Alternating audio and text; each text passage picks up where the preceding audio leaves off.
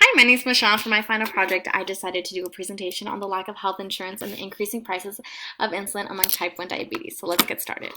It seems as though here in the United States, type 1 diabetics are being forced to choose between saving their lives or saving their money due to the lack of healthcare insurance and the skyrocketing prices of insulin.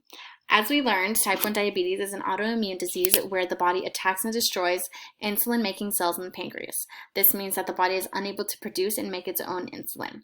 There are approximately 34 million Americans who are diagnosed with diabetes, and 7.4 million of those Americans with type 1 diabetes are required to have insulin for life-saving purposes. Unfortunately, it does cost about $480 for insulin, and that does not include all the other expenses that these individuals have to pay for. It seems as though between 2002 and 2013, the prices of insulin nearly tripled, which shows that prices are only going to continue rising at such a high speed. The reason that these prices continue to increase is a little bit unknown, and that's due to the lack of transparency among the supply chain. The stakeholders of the system like to keep the flow of money very secretive and confidential. All we know and understand is that there is a large gap between the net and the listing prices of insulin.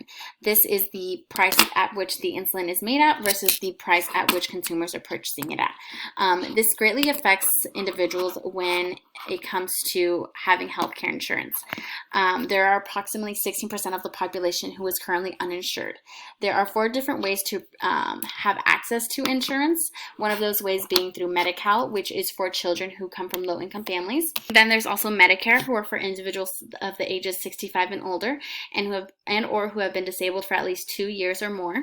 Then there are employer-based private insurances, which is given to you through your employer, and is provided for you and your family. And then there's also self-insurers, and then that leaves the rest of the 16%, leaving them being uninsured. Being uninsured means having to pay everything straight out of pocket. Being uninsured greatly affects those who are 18 to 24 and have a low income. This means that those who have type 1 diabetes are having to pay for their insulin and all the rest of their medical bills straight out of pocket. If they're coming from low income families or low income jobs, this means that they are having to choose between having the financial burden and purchasing a product that they need very much to survive, or choosing to not purchase that product but putting themselves at risk of not making it. As prices continue to increase on insulin and healthcare continues to be a question of debate, the topic continues to be a very hot topic, especially with it being 2020. This gives us opportunity for a new election year. This means that there's opportunity for debate and talk and reflection on our current healthcare system and how we can make that better.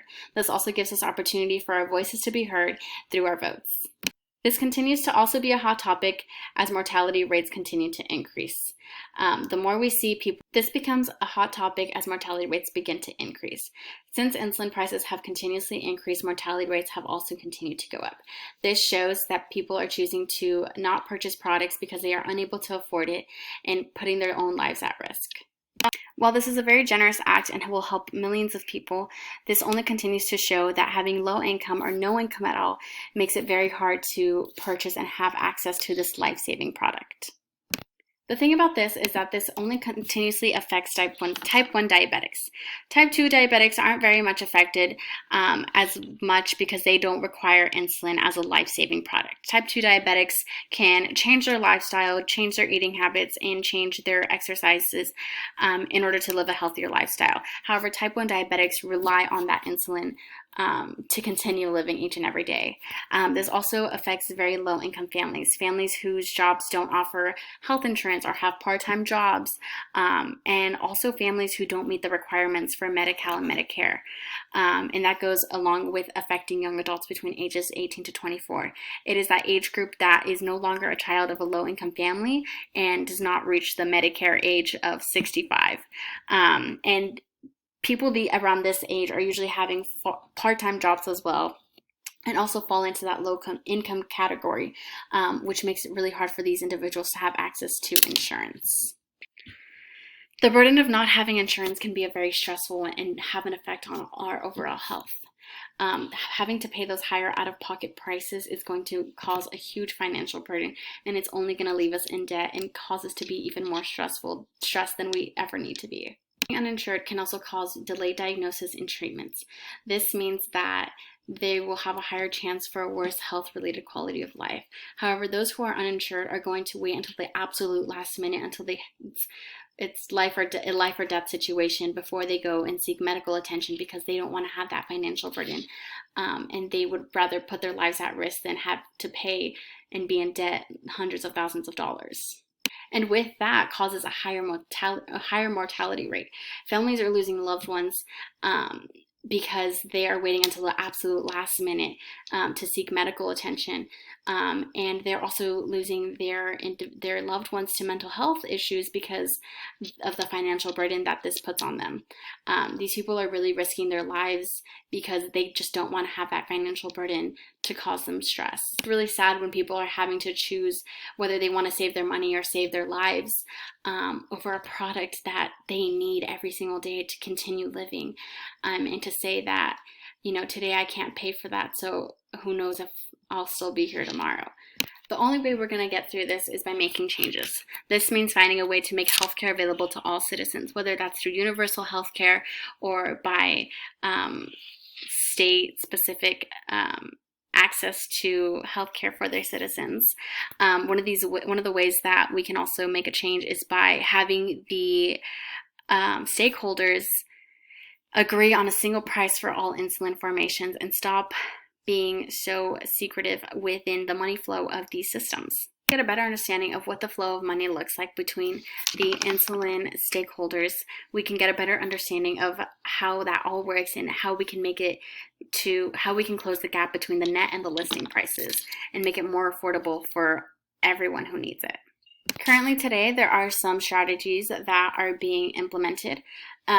So as we already mentioned, the 2020 presidential elections, we have the right to voice our opinions through voting, and by paying attention to those debates and hearing what each candidate has to say about healthcare and what they think is the best option for our country. Small states here in the United States have also been attempting to implement their own plans within their own state lines to provide healthcare insurance for their uninsured population. This is a little bit easier for these states because they have smaller populations of uninsured individuals.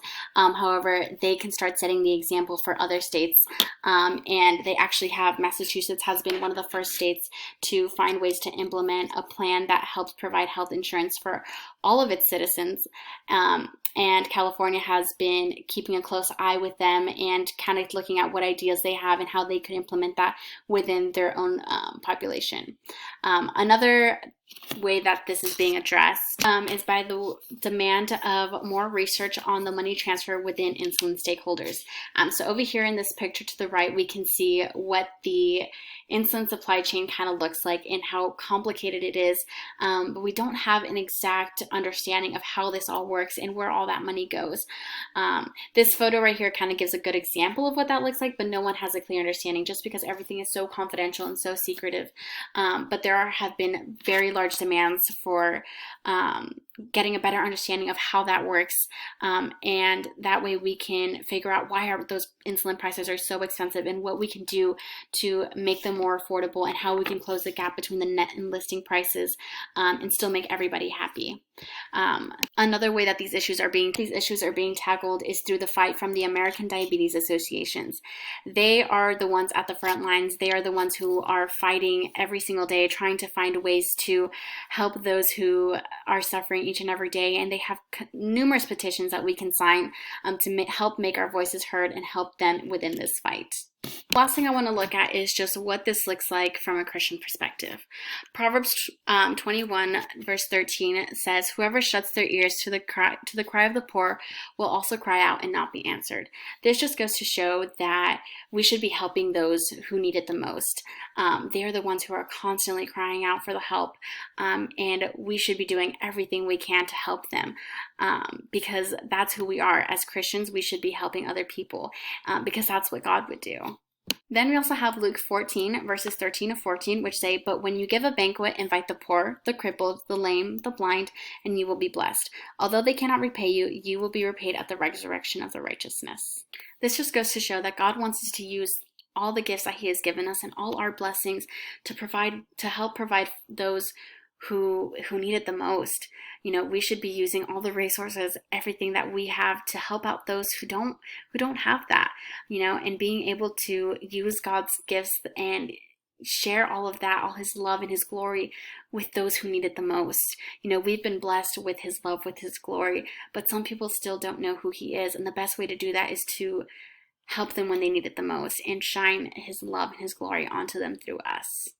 There are so many people who are having this fight of whether they want to save money but put their lives at risk, or whether they want to save their lives but have a financial burden that they're not sure that they're going to be able to get out of. And it's not fair. And we as Christians should be helping these people not have to go through that, and we should be helping them fight that battle. Thank you for taking the time to hear my presentation. I hope you enjoyed it.